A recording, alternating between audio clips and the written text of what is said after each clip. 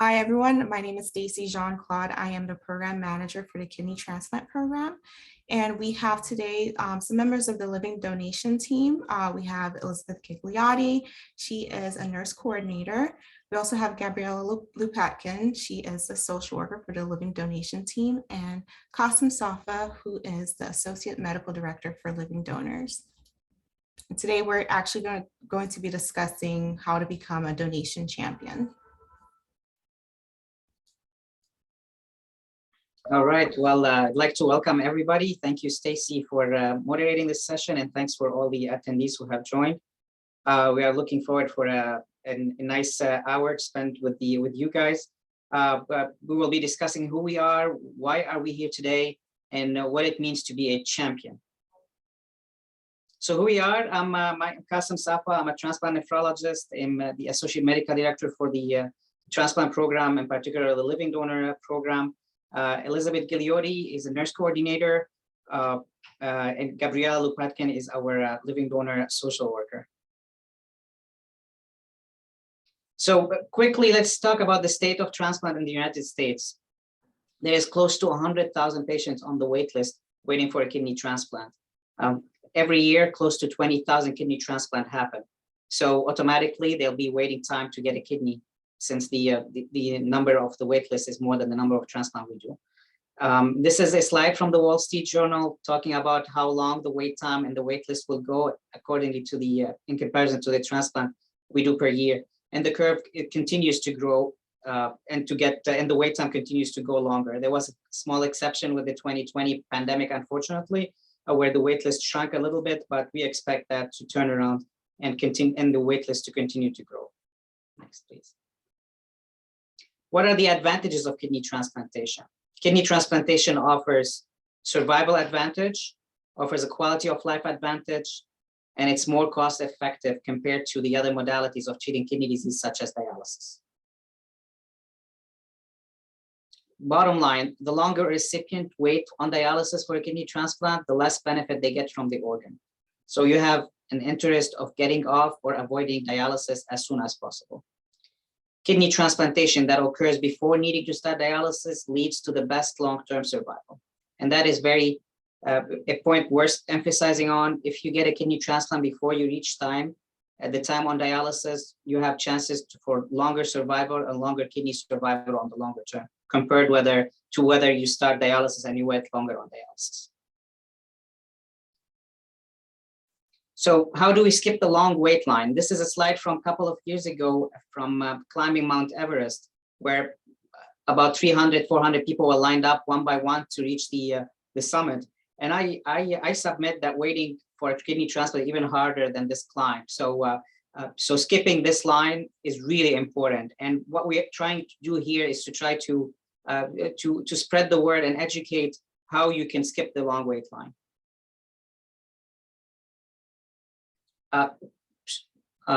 Yeah, so the living donor kidney transplant advantage, there is, in summary, little to no wait time. So you don't wait for on dialysis. You don't have to spend time on dialysis. You avoid dialysis, which is the best option. The kidney that comes from a living donor compared to kidney that comes from a deceased donor will work immediately almost always. On average, a kidney that comes from a living donor will work immediately in about 95% of the times, compared to close to 60% of the times in a kidney that comes from a deceased donor. Kidney that comes from a living donor will have a longer graft half-life, which means those kidneys will last on average longer. We say on average, kidneys from a living donor will last about 16, 17 years, compared to close to 11 years for kidneys that come from a deceased donor. The outcomes are better on the longer term. And one important advantage that is really underestimated is the elective nature of the surgery. Once the recipient is ready and the donor is approved, we have a set time and date where you show up and you get a kidney transplant. You can plan to be out of work before that. You can plan to do your visits. You can plan your life around that event, instead of getting a call typically on a Saturday or Sunday after midnight saying, bring a bag of clothes and come to Mass General, we have an organ for you. Not that the latter is bad, but it's better to avoid the element of surprise. And the last advantage is, if you're not compatible with your donor, the living donor transplant will give us the opportunity to plan for a swap kidney, so that we can find you a match for you. And we will talk about that in detail. So with that, I will hand it to my colleague, Elizabeth Gigliotti, and she will be going over the myth and misconceptions. Yeah, so I'm going to start with a list of some common myths and misconceptions about living donation. So the first one is, I'm not a match with my potential donor. Second one will be, I don't want to put anyone at risk. Third one will be, my potential donor is interested, but she's worried about having children after donation. The next one will be, living donation is too expensive for the donor. Then I'll wait until the COVID-19 pandemic ends, whenever that is. If my donor is ruled out, they'll feel like they can't help. And the kind of most straightforward one, I have no potential donors. So we'll go into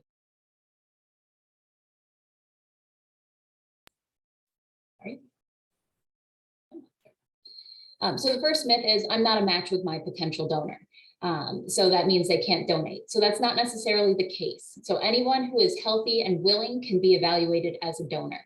And Mass General has an active and the largest paired exchange or swap program in Region 1, which consists of New England. There's a lot of reasons why we might be utilizing the paired exchange program. Most of the time it's because the blood type of the donor and recipient are not compatible, or that there's an issue with the matching, as we call it, so tissue typing or sensitization. So the recipient has an antibody that doesn't allow their donor to donate directly to them. So in that case, we're going into the paired exchange to find a compatible donor. But we've also started using the paired exchange for things like difference in age between the donor and recipient. So let's say, a grandparent wants to donate to their grandchild. A 60-year-old kidney might not be great for a 18-year-old recipient. So we'll put them into the paired exchange so that we can find a younger donor for that recipient.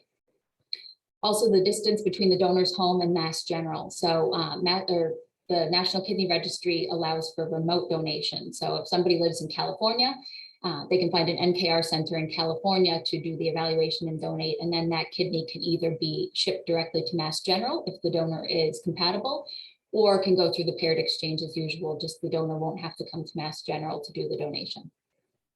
And then donor and recipient supports has become another big reason to use the paired exchange. So let's say the donor is the recipient's main support person. If the living donor transplant was going to go directly ahead, then both people would be under surgery at the same time, and it makes it hard for the donor to be the recipient support person. But with the paired exchange, we have some flexibility with the timing. So the donor might be able to donate ahead of time and then recover, and then the recipient would get their transplant once the donor is ready to move forward. So again, we can utilize the paired exchange for the donor and recipient if they're not compatible for any of these reasons.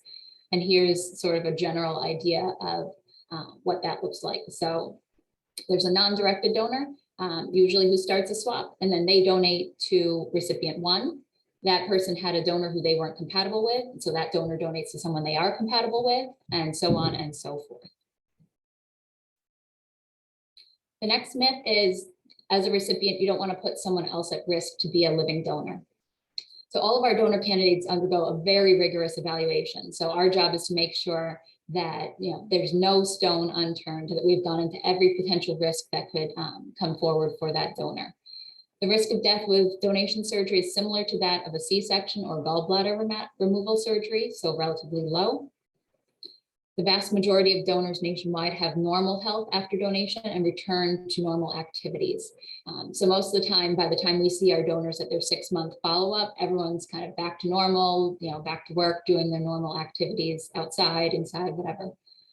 The long-term absolute risk of developing kidney disease is small. So there is a slight increase after a donor has donated because they only have 1 kidney, but the increase is really not particularly significant. So it goes from about 4 in 10,000 to about 30 in 10,000. So it's still very low. And donors have a full team, including an independent living donor advocate, that makes sure that the donation is safe and that the donor is protected. So almost everybody on the donor team is specific to donors and is not looking at recipients as well. So our job is to make sure that this is really what the donor wants to do and that it's a safe decision for them.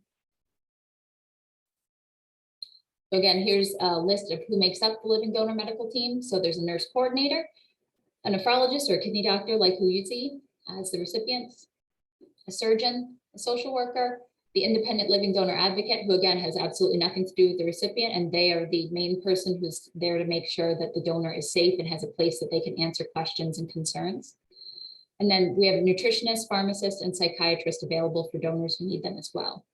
And again, the donor team will not allow any donor candidate to move forward if they feel that it would put the candidate's health or life at risk.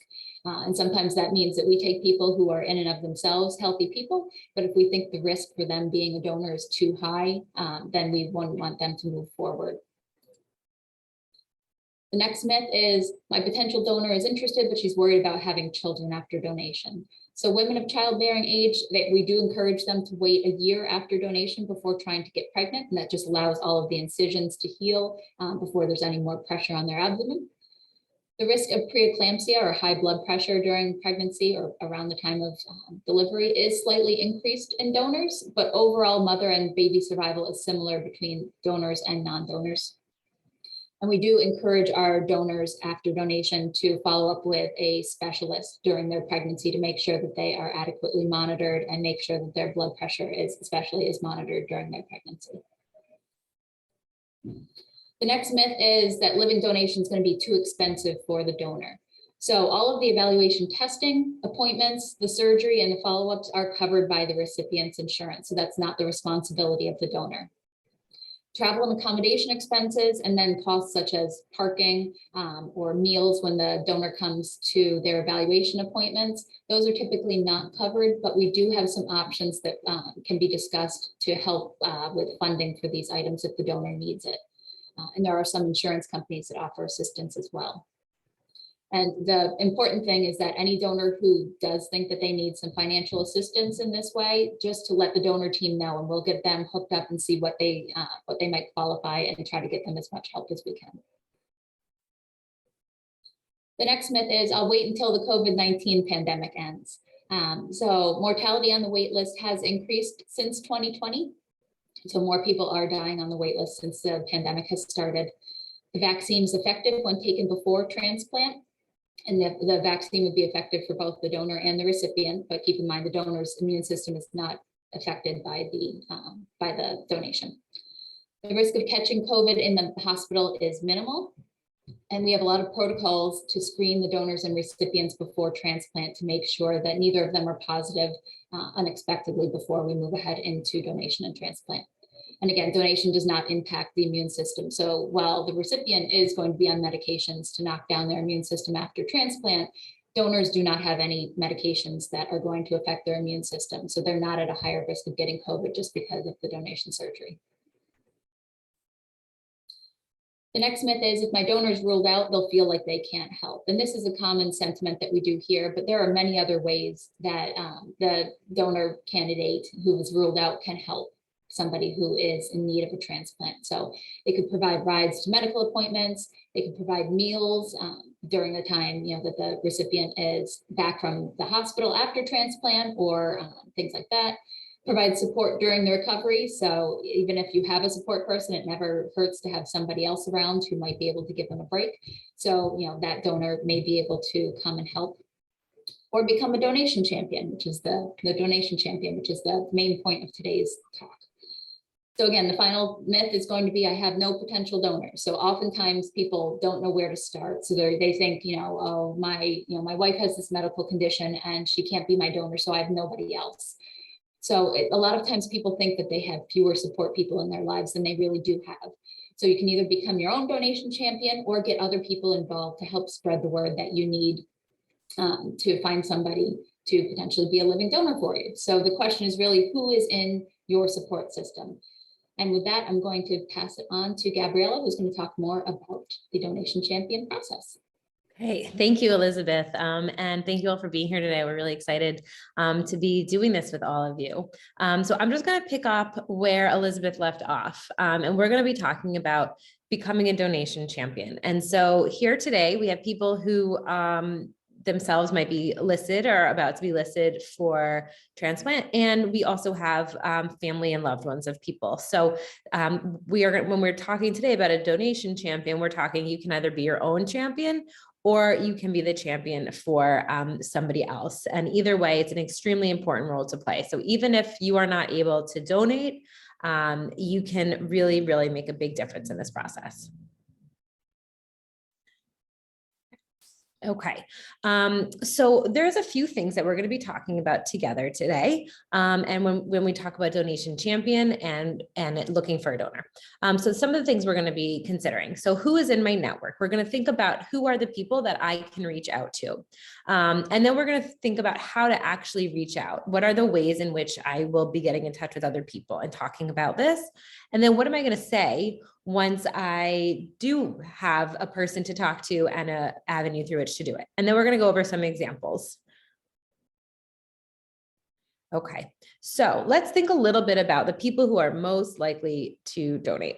So it's really people in your social network are the people who are most likely to come forward. So when we think about, our closest people, we might think about immediate family or closest friends. That is a group to reach out to. However, that is not the primary group of people. So we don't want to say, oh, okay, so my brother or my sister or my mother or my son can't donate, so I'm done. We're going to think about that group. That's sort of like your innermost circle, but then we're going to keep thinking more broadly. And in those more broad categories is where people often find those donors or new donation champions to also get involved. So we're going to be thinking about distant family, maybe friends of friends, acquaintances, coworkers. Maybe you belong to a community, a religious community, a cultural community, a hobby, something like that. So it's members of a group. So we're going to be thinking about, again, not just those small groups of people that we have closest to us, but the other people in our lives, maybe the people we don't see or talk to every day, but we have some kind of relationship with them. So we want to think very creatively about what that will look like. And the donation champions are a strong part of your team. And so we're going to really want to be reaching out to them.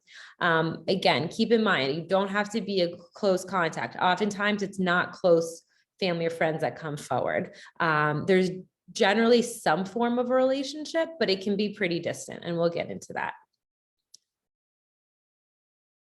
Okay, so let's think about this a little bit. So I want to just spend some time, and if you have a piece of paper by you, or you can type this up if you're at a computer, I just want you to start thinking a little bit about this.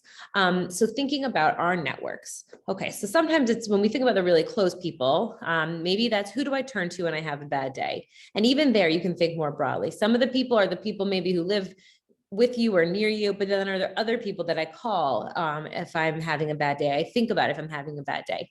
Who do I ask if I need a ride to a doctor's appointment or to the store? What if I need financial help? Who are the people that I belong to?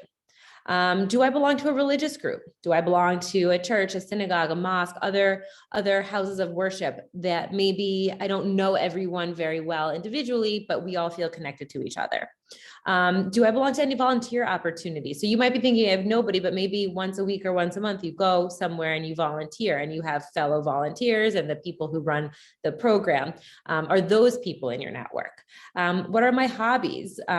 Do I see the same people and talk to the same people every time I go to the gym, every time I go to my knitting club? Are there people that I don't think about day to day, but that are really a part of my system? Am I a part of an alumni group, high school, college, any type of group? Sometimes it's, police officers who have retired, but they're still in touch with the people that they worked with. These are some of the kind of broader networks we want to think about. Sometimes it's, where do I walk my dog? Do I know people there? So in thinking about the answers to these questions, I would also encourage you to think of more questions. Where are the places that I go on a daily, weekly, monthly basis? Who are the people that I think about, I talk to?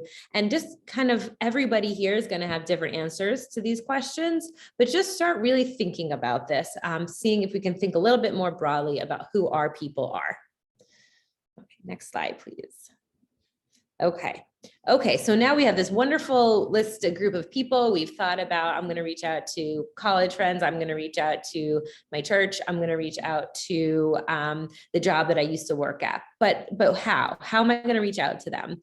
I really find that a way of doing this often is to be as authentic as possible. So that also means the ways that you are most comfortable. So am I a person who likes to write letters to people? Am I a person who likes to speak on the phone? I know that right now some social gatherings can be hard, but if and when possible, whether in person or on Zoom, can I have a social gathering and get some people together and talk to? Some families have newsletters that go out, weekly, monthly around the holidays.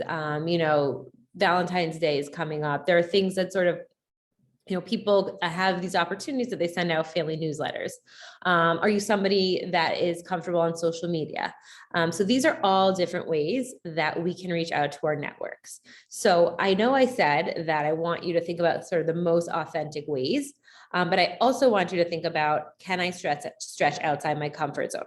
So if you're someone who's never been on social media, feels extremely uncomfortable sharing anything about yourself with anybody, you don't have to start with social media. Maybe you want to start with talking to one person, and maybe that's face to face. If you're somebody who's not on social media so much, or maybe your adult kids are on social media, but you're not really so comfortable, maybe you want to think about how you could stretch to be a little bit outside your comfort zone. But there's no need to go so far that you feel extremely uncomfortable. So it's kind of both of those things. What feels authentic and good for you, and how far are you able to stretch? Okay, so now we've got a great group of people we're going to reach out to. We know how we're going to do it. We are ready to go. We have social media and we've got family newsletters. Okay, so now what? What do I do that I want to go to the next step? What do I say? So this feels, for a lot of people, it's a really hard thing to say, to ask, to talk about. So I want to frame all of this with, you don't have to do this by asking. You don't have to think about this as going and saying, hi, can I please have your kidney? Most of the people that I speak to, when I ask them, how did you decide to come forward? Nobody asked them. They heard a story. Somebody shared their story, whether that be somebody really close to them or somebody who was more distant. They heard a story, a touching story that they related to. So we're going to think about this not as kind of asking directly for this, but sharing your story. Okay, so you want to talk about what end-stage renal disease is and how it's impacting your life. For a lot of us here today, we understand a lot about renal disease. You might be on dialysis. You might know that, you feel exhausted, you feel sick when you go, or that it really cuts into your ability to have a job or be able to travel. So you know that, I know that, but does everybody else know that? Probably not. So, we want to think about how can we kind of share this information about what kidney disease is and how it's impacting your day-to-day life, or how it could in the future impact your day-to-day life. You want to talk a little bit about what's changed in your life. Maybe you used to run and exercise, and now you're so exhausted and you can't do that anymore. Everybody here has a different story. So think about what it is, what your story is. How did your life change? And what are you hoping for after donation? Why do you want this donation? How will your life improve? How will your life get better? So that's really the personal parts of this. That's your individual story. What makes you unique? And then you want to think about sharing information about donation. So we went through, some of these myths and facts and some of the reasons why donation is important. So you want to think about some of those reasons and share information about donation. And again, you don't have to ask. You can just tell your story and talk about, that you are looking for a donor. And you can also invite them, if they are not able to donate, that's okay. We want to build our teams as big as possible so they can become a champion. And every champion you have is now another network of people, another avenue for reaching out. And so, as we talk today about Donation Champion and these communities and these networks, we're not only talking about the network of the person who's the recipient, it's everybody who's a network, everyone who's a champion. So if you're your own champion, if you're somebody else's champion, so we just grow and grow and grow the champions. And as we grow our champion team, we grow the reach that we have. So a lot of people have come forward for donation because a friend of the recipient posted in a Facebook group, a town group, an alumni group, that somebody that they knew needed a transplant. So the person who was posting it, they themselves couldn't donate, but they were being the champion, and somebody that they know was really touched and decided to come forward. And so anytime that you do this outreach, you can put in our website there. So that would be the link, the website for potential donors to go to directly.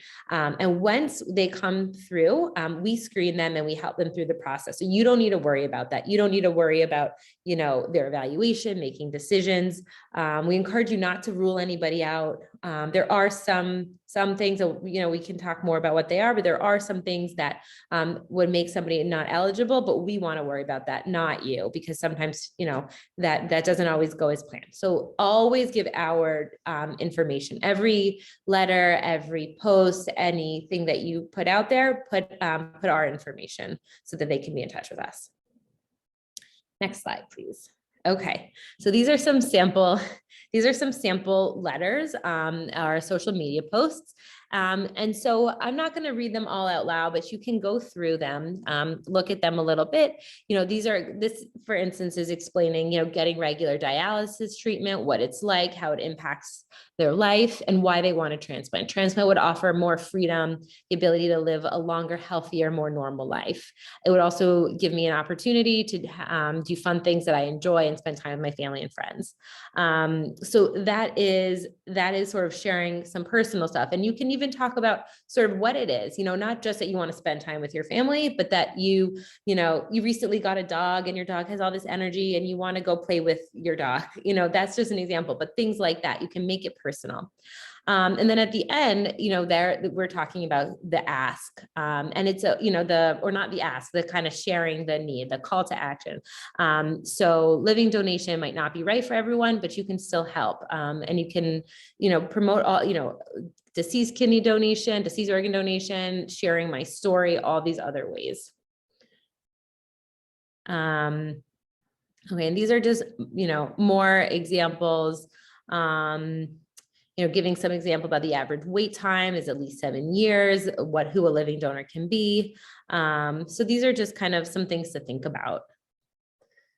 And then, so, you can be very upfront. This isn't an easy thing for me to write, but I'm hoping that by doing so, somebody can help.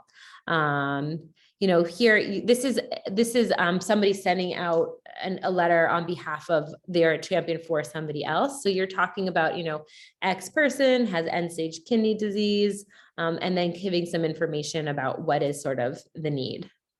So you see, like, you can do it for yourself, you can do it for somebody else. And if you know anyone who might be interested, please forward this on. So that also wants to be part of something when you're sharing information. If you're sharing on social media, you want to think about the settings. Like, you might not want to make it public to the whole world, but you want to make sure that it's shareable, because you will want other people to be able to share the post. So just some more kind of ways to think about it. Bulletins, if there's any bulletins that you can post on, religious groups, you might also, and it's not just, I think one of the myths was that donation is the only way to help. There's many ways to help. And, in a religious group, for instance, you can talk about prayer. And if you're able to also consider donation, here's where you go. These are just some samples that you can look at, and all of them have the MGH website, so that no matter how you're posting this or where you're sending it to, they can always reach out directly to us. Okay, so what happens if I do all of this and I still don't find a network, find a donor through my own social network? So as we say, finding a donor through a connection is really the most effective way. Public billboards and big media campaigns, they're often very expensive, and they cause a lot of emotional roller coasters, really. They are lots of ups and downs, lots and lots of people come forward, but oftentimes none of them actually come through. It really overwhelms the donor team, and it's not always so. It's usually not so effective. But if there's no other way, then, you know, if you have attempted to find a donor through your own social network, then you can reach out to a larger community, but we don't recommend starting there because it can be so heavy in resources, both, you know, sort of in energy and finances, and the least effective. But if all else fails, you know, that is a possibility, if it is a possibility for you. Okay, so if you just want to get some more information, and we'll send this out, you don't have to write all this down, but you can get some information at the National Kidney Foundation's The Big Ask, The Big Give initiative, and the American Transplant Foundation, and then here are some Mass General living donor links, but we'll send this out to you afterwards, so you have this information. Okay, so just in summary, living donor kidney transplant is the best treatment option for advanced kidney disease. It promotes better survival, better quality of life, and it's the most cost effective. The living donor team really, you know, anybody has to go through a very rigorous workup with us. We make sure that it's safe and that they're really, the risks are minimal. And we do this from a medical perspective, and also they have a full social work evaluation as well, where we talk about mental health and finances and jobs, the whole kind of getting a whole view of a person's life. So it's not just, are they safe medically, but it's, are they safe from all different perspectives. So we really, we put people through this process to make sure that it's really safe for them. And don't forget, incompatible pairs can benefit from pair exchange. So if you have somebody who wants to donate, but they're not the right blood type, and you've been saying there's nothing to do with them, so please have them come forward and talk about paired exchange. So you don't need to say, if anybody's X blood type, why, you know, not X, but A blood type, and I'm not compatible with that, that's okay. Finding a donor is definitely, can be scary. It can be hard. It can be very intimidating. A lot of people I know are very private and are not really generally open to sharing this kind of information. But if you're able to sort of think about how to do this in a way that might be comfortable for you, there really is hope. And you can build a team that can really help you. And we're here. We're here to assist however we can. This is Stacy's email address. You can reach out to her if you have questions. We'll take some questions. We're going to go through some questions now, but after today, feel free to reach out to Stacy, and she can get you in touch with whoever you need to speak with on our team. So thank you all for taking the time to listen and be here today. All right, thank you, everyone. So we did have a couple of questions come through the chat as well as pre-registration. So let's go in order. First question I have here is, can you just go over the process and how many potential donors are evaluated per recipient? And Elizabeth, can you take that? Sure. So the general process is that when you give the mghlivingdonors.org address to a potential donor, that person's going to go and fill out a questionnaire that has all their medical, surgical history, things like that. And at that point, and this is just very general, a donor is either ruled out, they are either okay to move ahead with the evaluation, or they might be put on hold. So in general, we only work up 2 potential donors for any given recipient at a time. So it's the people on hold are kind of just on the back burner, so that while those 2 people are making it through the evaluation process, if anything happens and they get ruled out, then we have another pool of people that we can go back and look at. So if you have donors saying, I haven't heard anything, you know, they said, you know, that I was on hold and I haven't heard anything in a couple months, then it may just be that the 2 people that we thought were most likely to make it through the process, you know, smoothly, are still making it through the process. And then those people are just going to kind of have to stay on hold until they're potentially needed. The donors are always welcome to reach out to the donor team when they fill out the questionnaire. Our email address, I think, is at the end, and they get an email. And so they're more than welcome to reach out and say, hey, I haven't heard anything, what's going on? And we'll get back to them and just give them an update, whether it's you're still on hold or, you know, we're looking for another donor right now, something like that. Okay. I have another question, and Gabriella, if you don't mind taking this one. why can't I know more information about my potential donors? So basically, we have to respect the privacy of the donors as well as the recipient. So we only can share some minimal information about how many donors you have in workup, but it has to really be up to the donor to share with you, along the process. So unfortunately, we have to respect their privacy, and that is part of the donor process. Okay. And who makes a good donor? Qasim? Yeah, I can take that. So to anchor on Gabriella's point first, the privacy issue, there's a quiet period first when donors apply. They only can know about the process. So the donor is welcome to share that information himself with the recipient, just like Gabriella said. And unfortunately, we cannot update the recipient, and the recipient cannot reach out to the donor team, in keeping with leaving all the process independent between recipient and donor to abolish any bias. Now, who makes up a good donor? Anyone we say healthy and willing. So anyone healthy and willing, anyone who doesn't have major problems and is motivated to donate. Now, what makes major problems minor problems? Just like the team mentioned in the talk, you do not have to worry about it. Let us do the worrying. There are set criteria up front that are black and white, and there are gray criteria that we evaluate on a case-by-case basis. The best way to find out who could be a good donor for you is give that mghlivingdonors.org website and have them fill a questionnaire. If they are ruled out off the bat because of a major criterion, then they're not a candidate. If there's something in that gray area, the team, including the coordinators, myself, and sometimes other specialists, review each application and decide if we can move forward or no. All right. Sorry, just to add on to that real quick, there are certain criteria that are absolute rule outs. And so a donor who fills out information, those questions are asked first. So it's not like they're going to have to fill out every bit of their medical and surgical information. And, if they're above our age limit, for instance, once they put their birth date in, the system's going to say, we're sorry, you don't qualify based on this criteria. And it's not like they're going to have to fill out their entire, every bit of their medical and surgical information to get that answer. And to dovetail on that first question, someone asked, my husband, who is almost 70, is considering being a donor for me, but is concerned he is too old. Is that the case?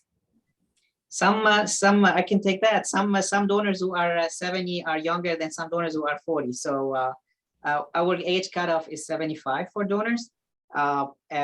If they are motivated and they think they're healthy, they should submit a questionnaire. Obviously, if we find issues that prevent them from being a donor, we will tell them, unfortunately, we can't move forward, but we have donors up to 75 years old. We've had more of those in recent times, and they've done great. Especially when the recipient is their spouse, where the donor will have a benefit there.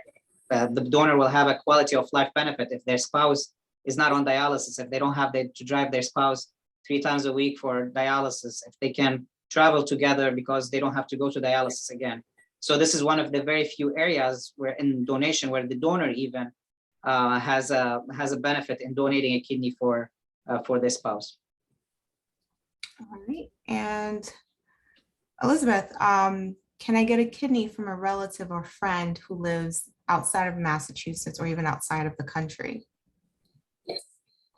So anyone who's outside of Massachusetts, certainly, if they're close enough to Mass General and still want to come, then they're welcome to come to Mass General. But if they can find an NKR center, a National Kidney Registry Center that's closer to home for them, they have a remote donation process. So that's where your donor would go to another transplant center and would be put into the NKR system, still paired with you. So they would either be, if they were a compatible donor, donating at that center, and the kidney would be shipped to Mass General to be transplanted into you directly, or that donor could be put into the paired exchange program on your behalf still. Out of the country, there are some logistics, especially in this day and age, about whether they can come to the United States or visas or things like that.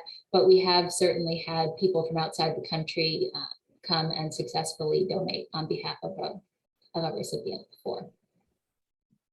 Okay. And sticking with the process, does the donor need to go first in the donation process, or could the recipient go first to get off dialysis sooner? So I'm assuming this is for a paired exchange situation.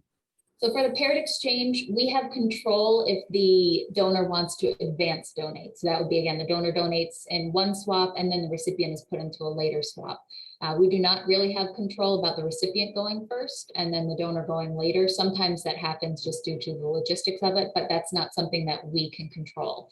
And keep in mind too, that we tell donors that, they might be out of work for somewhere between 2 to 8 weeks. So it's not like we're saying, oh, we're not going to have the recipient get a transplant for a year after the donor. Like, it's not usually a huge amount of time where we would, worry about the amount of time that you were on dialysis. But certainly, our goal too is to get recipients off of dialysis. But there is no way through NKR at the moment that we can control having the recipient go first.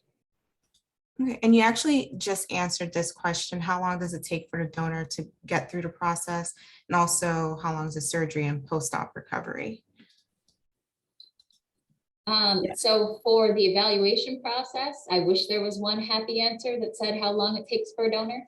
I think we typically say 2 to 6 weeks, and a lot of that depends on the donor's scheduling, when they can come to Mass General, because they are going to have to come to Mass General if they're going to donate here. If it's remote donation, it depends on that center. And then certainly if we find something during the evaluation that requires additional testing or anything like that, then that can make the process a little longer. But our goal, again, is to make sure that the process is as efficient as possible. But also keep in mind that if the donor has work commitments and needs to take a break and take those, get rid of those commitments before they can move ahead, then we're going to respect that wish as well. And then in terms of the surgery, I believe we say the donation surgery is usually around 4 hours. The donor is typically in the hospital for 1 or 2 days, so it's not a very long recovery time. And then again, we tell donors that they'll likely be out of work for somewhere between 2 to 8 weeks. So some people feel great after donation. They might be working from home, so they can start going back at 2 weeks. If there's somebody who has to go in and do a lot of heavy lifting, then they're going to be on the longer end of that spectrum in terms of the amount of time they have to take off. All right, thank you. Gabriella, what happens if my donor is feeling pressured or they have a concern that I'm not aware of? Okay, that's a great question. So basically, just like we were saying, we're going to do the workup, we're going to, do all this testing. We're also going to do a lot of that workup as well, really making sure that people are coming to this decision on their own, that they want to do it. And if they do have anything that, let's say, they're not comfortable sharing with you or the recipient, they will have many avenues to share that with us. And we will definitely make sure that it is safe for them. They have also something called a living donor advocate that we, I think, mentioned earlier on today. And that advocate's job is really to make sure that everything for them is safe and comfortable. They are sort of almost, they're very separate from the recipient side. They serve as a real, the whole team's goal is to be, an ally and an advocate, but this is one specific person who's really there to make sure that the donor is getting everything that they need along the way. Awesome. And what kind of support will the donor have? Okay. So there's a couple of types of support.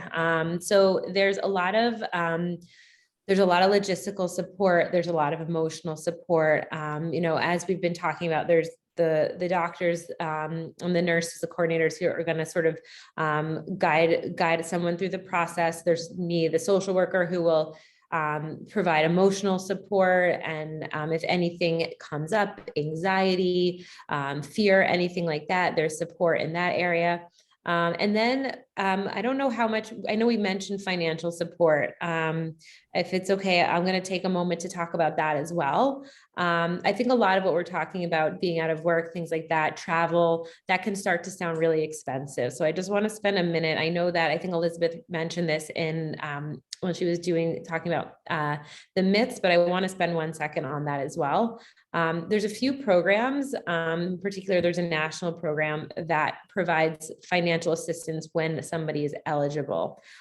So you probably all know that you're not allowed to be paid for kidney donation, but the laws do protect organ donation from being a reason why a person loses money. So they can have travel reimbursed, things like that. So there's a couple of programs that can help provide that financial support, but there's deadlines for submitting applications. So as Elizabeth said, let your team know early on. If you have any concerns in that area, please let us know immediately so that we can get those processes started.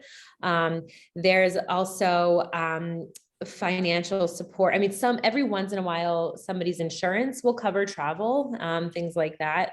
That's more rare that it's their insurance. So just let us know about that as well. And if you're out of work, sometimes people they have short-term disability, or there's just different ways that people might be able to continue to receive their salary or at least a portion of their salary if they're out of work. So again, that's something that some people might not know off the bat, but we can really talk them through some of that to see if they are eligible for receiving lost wages, for receiving income at work, for and other financial assistance. Okay. Kasem, if you don't mind taking this question, what if my donor needs a transplant in the future? Yeah, so it's not a common thing to happen now. The risk, if you are a healthy person and you donate, your risk of developing kidney disease that requires attention in 15 to 20 years is close to 30 and 10,000. So more than 99.7% of the donors just do fine.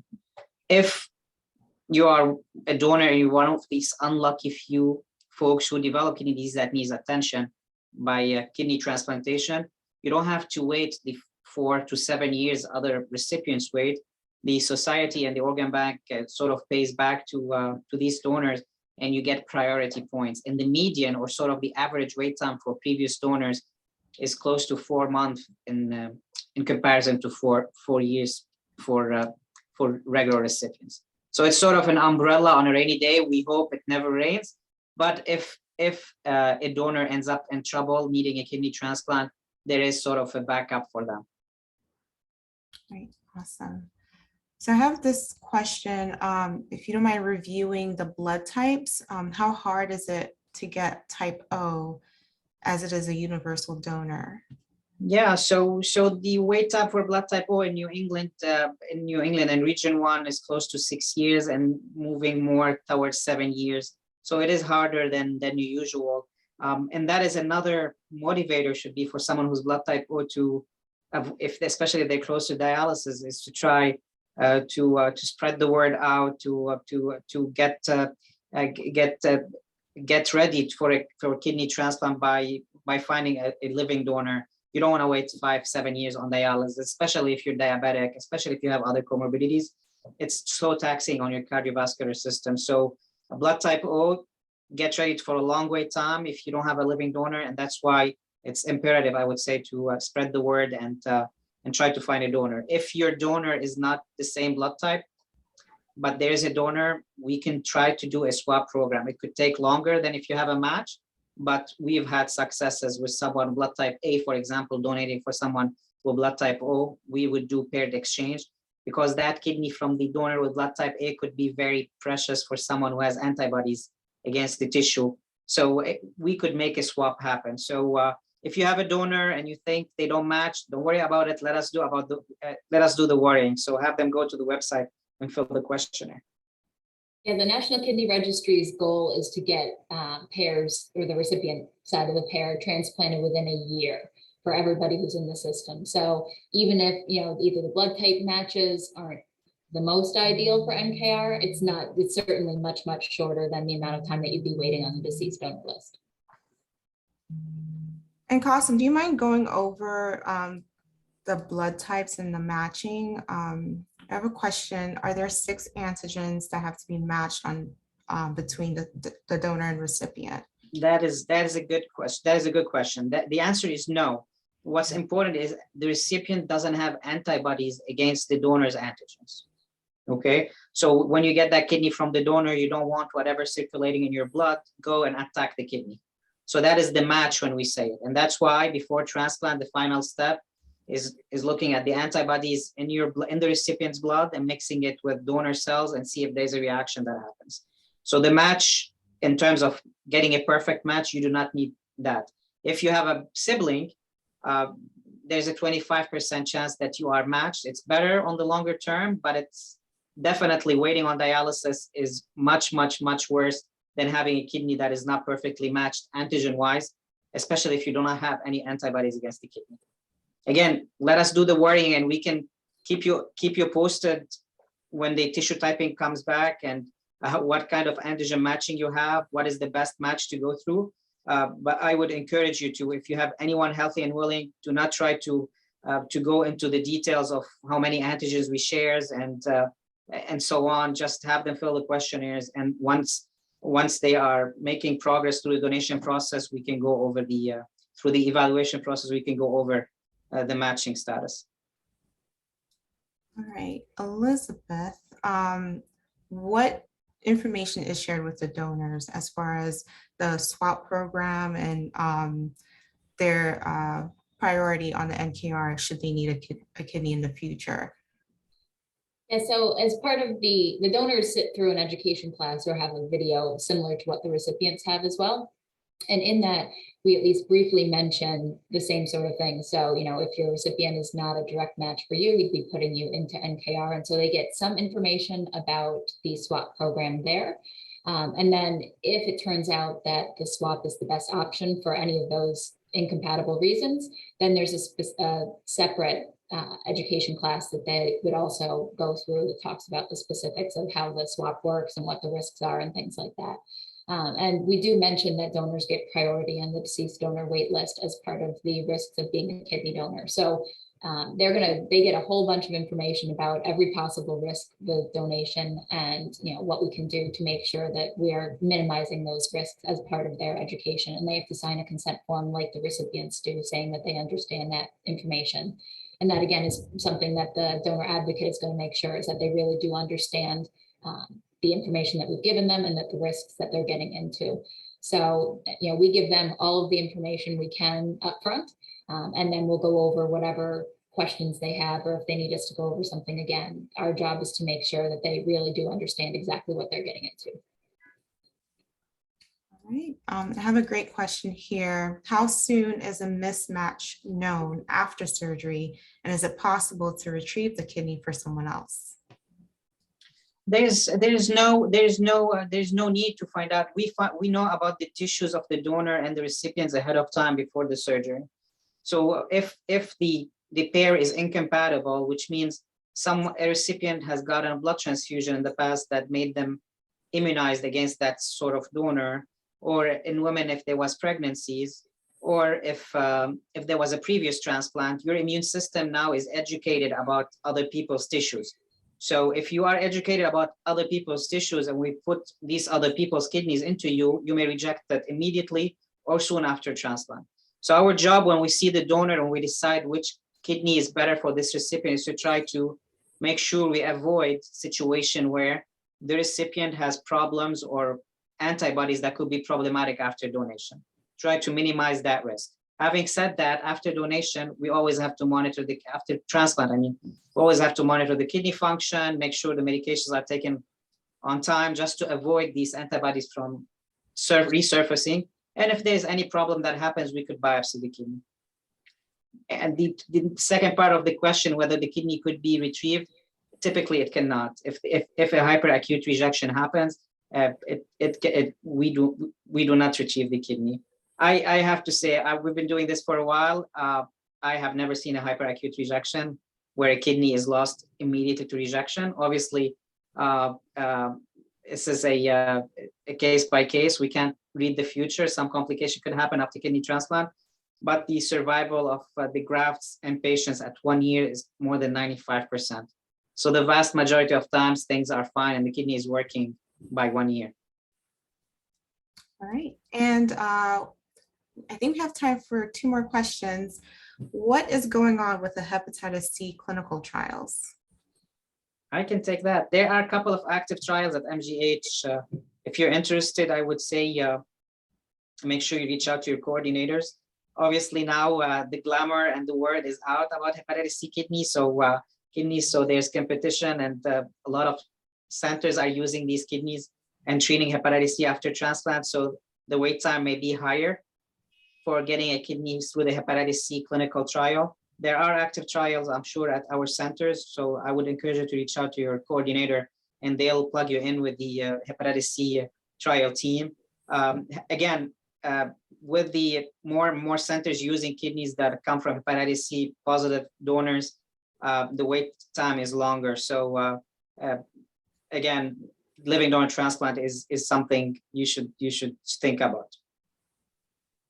And do race or ethnicity affect compatibility between a recipient and a donor? No. That's the simple answer. To the point, no. All right, I think that's all the questions that we have. This has been great and very informative. I've learned some things too myself. So in the future, we will be hosting these in the future again. And if you do have any loved ones who'd like to participate, feel free to share the invitation with them. Keep an eye out for future registration links. We will share them through different avenues, from Patient Gateway to online on our event landing page. We can share all that information with you at the end of this event. Thank you, Stacy and team. Thank you, everyone. Good luck, everyone. Thank you, and enjoy the rest of your day, guys.